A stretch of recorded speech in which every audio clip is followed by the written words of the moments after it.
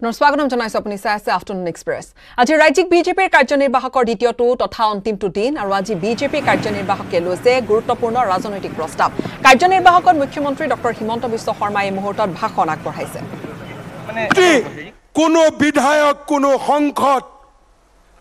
আমি যদি এইবাৰ শুভ চেষ্টা কৰো কালে আমাক কেতিয়াও ক্ষমা নকৰে, সময় আমাক কেতিয়াও ক্ষমা নকৰে।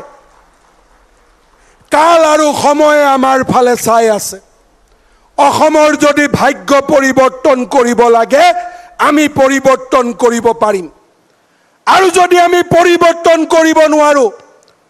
আৰু যদি আমাৰ ব্যক্তিগত চিন্তাৰে আমাৰ জীৱন যদি আগুৱাই লৈ যাব খোজো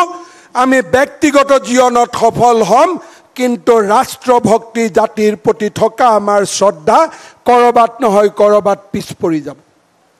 মই ভাৰতীয় জনতা পাৰ্টিৰ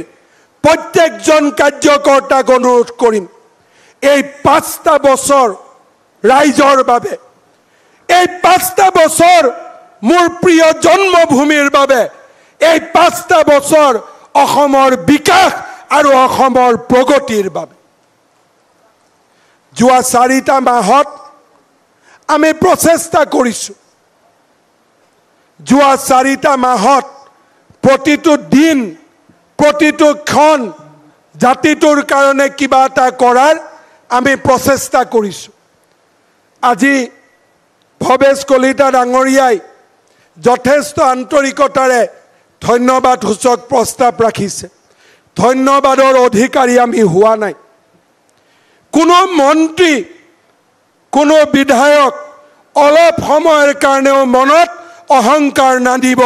ৰাস্তা বহু দূৰত, লক্ষ্য বহু দূৰত, আৰু সেই লক্ষ্য আমি অতিক্ৰম কৰিব লাগিব।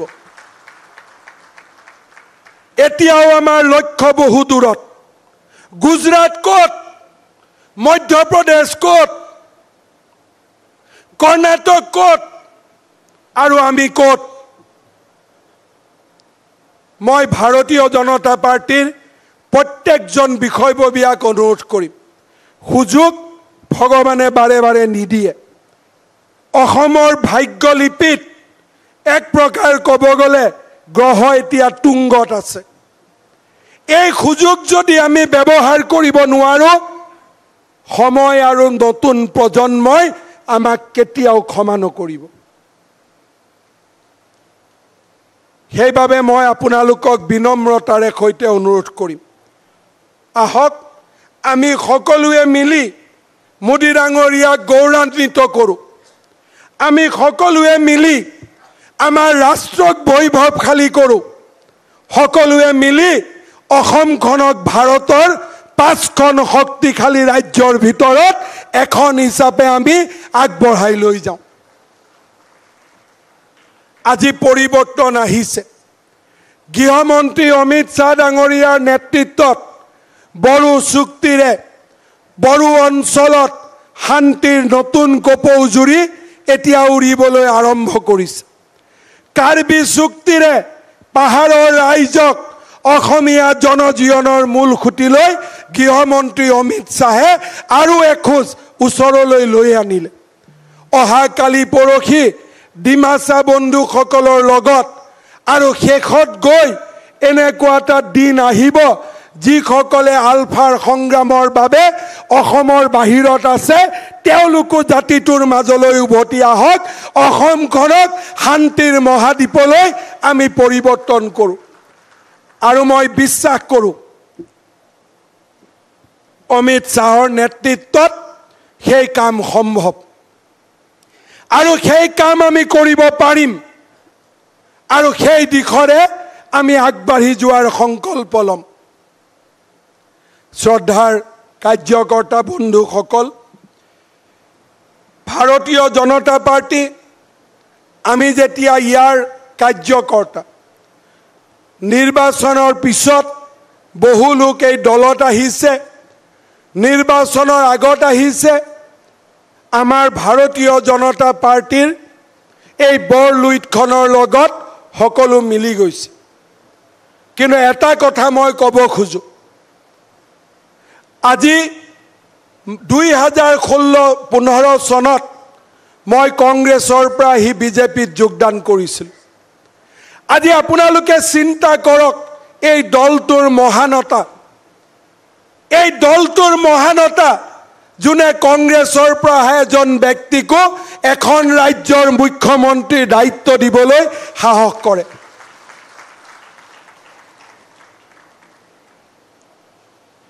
তাৰ কাৰণ এটাই যে আদৰ্শই আমাৰ দলটোক আগবঢ়াই লৈ যাব ব্যক্তিত্বই নহয় যেতিয়া আমাৰ জীৱনৰ আদৰ্শৰ লগত আমি নিজক সমাহিত কৰি লম তেতিয়ালে সেই আদৰ্শই আমাক উচ্চতাৰ নতুন শিখৰলৈ লৈ যাব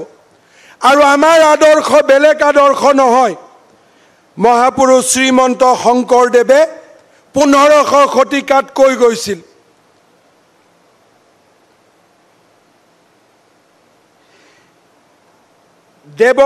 দেৱৰ বাঞ্ছনী নৰদেহা ইটো পাও আছে ভাৰতত কৃষ্ণ সেৱা কৰি নানা কাৰ্য কৰি ফুলে নানা বিষয়ত হেন নৰতন পায় ভাৰতত নকৰি আমাকাৰতি পৰম দুৰ্ঘোৰ নৰকত পৰি ভুজয় ঘোৰ দুৰ্গতি জ্ঞান বিজ্ঞান সাধয় শৰীৰ ভাৰত ভূমিক পায়া কৃষ্ণৰ চৰণ সেৱা কৰিবা কা যাহাৰ যতন নাই অৰ্থাৎ ভাৰতবৰ্ষত দেৱতায়ো জন্ম ল'বৰ বাবে ইচ্ছা কৰে এই ভাৰতবৰ্ষখনত দেৱতায়ো জন্ম ল'বৰ বাবে ইচ্ছা কৰে কাৰণ ভাৰতত জন্ম ল'লে জীৱৰ মুক্তিৰ পথ খুলি যায় জীৱৰ মুক্তিৰ পথ মুকলি হয় এই ভাৰত বন্দনাই এই ৰাষ্ট্ৰ বন্দনাই হৈছে ভাৰতীয় জনতা পাৰ্টি ভাৰতবৰ্ষৰ পৰম বৈভৱশালী দিশ যি মহাপুৰুষ শ্ৰীমন্ত শংকৰদেৱে আমাক 1500 শতিকাত দি থৈ গৈছিল তাক আমাৰ জীৱনৰ লগত আমি যেতিয়া সমাহিত কৰি লম তাতকৈ আৰু ভাৰতীয় জনতা পাৰ্টিৰ আন একো আদৰ্শ হ'ব নোৱাৰে ৰাষ্ট্ৰৰ সমৃদ্ধি ৰাষ্ট্ৰৰ প্ৰতিটো পৰিয়ালৰ কল্যাণ এই হৈছে ভাৰতীয় জনতা পাৰ্টি মই বিশ্বাস কৰিম আজি যিসকলে ভাৰতীয় জনতা পাৰ্টিলৈ আহিছে ব্যক্তিগত আশা আকাংক্ষাক বাদ দি ৰাষ্ট্ৰৰ হকে সমৰ্পিত হওক আমাৰ আদৰ্শৰ কাৰণে সমৰ্পিত হওক আৰু ৰাষ্ট্ৰ আৰু আদৰ্শৰ প্ৰতি যেতিয়া আমি সমাহিত হ'ম তাৰ পিছত ব্যক্তিগত আকাংক্ষা আমাৰ জীৱনৰ বাবে গৌণ হৈ পৰে ৰাষ্ট্ৰৰ পৰম বৈভৱশালী সেই মুহূৰ্তটি আমাৰ বাবে আটাইতকৈ কাম্য হৈ পৰে মই আহ্বান জনাম ভাৰতীয় জনতা পাৰ্টিয়ে অসমত সেই আদৰ্শ প্ৰতিষ্ঠা কৰিব লাগিব যোৱাকালি বিএল সন্তোষ ডাঙৰে আমাক কৈছে যে 5 বছৰ বিজেপি আহিলে অসমত আৰু 10 15 20 বছৰ যিমান দিনলৈ আমি আছো সকলোৱে মিলি আমি বিজেপিৰ চৰকাৰ আনিম কাৰণ অসমৰ ৰাইজৰ বিজেপিৰ প্ৰতি মৰম আছে তেওঁলোকৰ অসমৰ ৰাইজৰ বিজেপিৰ প্ৰতি অকুণ্ঠ ভৰসা আছে কিন্তু শেষ জানো আমি শাসনত আহি কি কৰিম সংগঠনত নতুন কি হ'ব কোনোবা কেইজনমান ব্যক্তিক আমি নিৰ্মাণ কৰিব পাৰিম নেকি যোনে ৰাষ্ট্ৰৰ কাৰণে চিন্তা কৰিব ভাৰতীয় জনতা পাৰ্টিৰ অসম শাখাই এনে কিছুমান মানৱ সম্পদ সৃষ্টি কৰিব পাৰিব নেকি যোনে ৰাষ্ট্ৰৰ কাৰণে সমৰ্পিত হ'ব ভাৰতীয় জনতা পাৰ্টিৰ চৰকাৰখনে এনেকুৱা কিছু কাম কৰিব পাৰিব নেকি যোনে ভাৰতবাসীয়ে আমাক লৈ গৌৰৱ কৰিব পাৰে সেই আশা আৰু আকাংক্ষা আজি আমাৰ ওপৰত কাৰণ আমি যি ধৰণে এই ৰাজনৈতিক দলটোক অসমত প্ৰতিষ্ঠা কৰিছো সেয়া এক অনন্য আৰু বিৰল প্ৰতিকূল পৰিৱেশৰ মাজত যুঁজি আমাক ভোট নিদিয়া একাংশ মানুহৰ সন্মুখীন হৈ আমি ভাৰতীয় জনতা পাৰ্টিক দ্বিতীয়বাৰৰ বাবে আমি শাসনলৈ আহিছো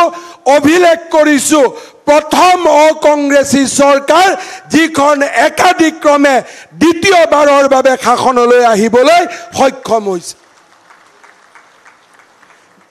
আজি মই এনেকুৱা এজন ব্যক্তিক নাপাওঁ যোনে সুবিধা পালে বিজেপিত জইন কৰিব নিবিচাৰে এজন বিধায়ক নাই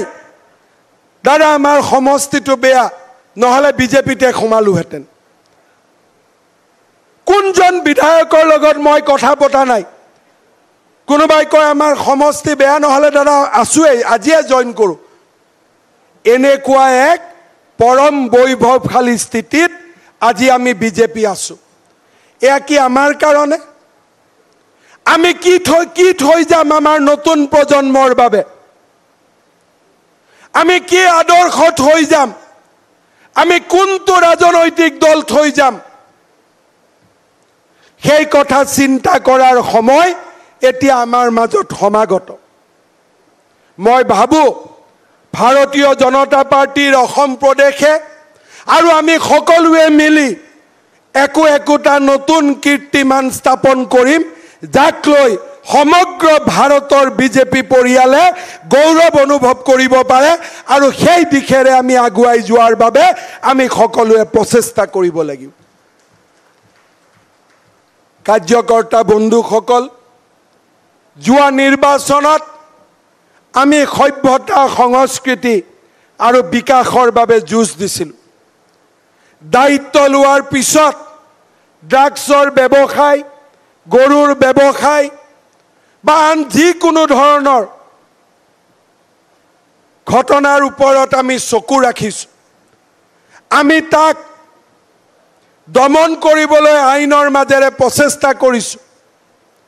কোনোবাই কৈছে এনকাউণ্টাৰ কিয় হয় সেই প্ৰশ্নৰ জবাব পিছত দিব আগতে এইখন লাচিত শংকৰদেৱৰ অসমত ড্ৰাগছৰ ব্যৱসায় কিয় হয় সেই প্ৰশ্নৰ উত্তৰ আপোনালোকে আগত দিয়ক সনাতন সভ্যতা সংস্কৃতিৰ পীঠস্থান গৰু বিহুৰ দিনাখন গৰুক আমি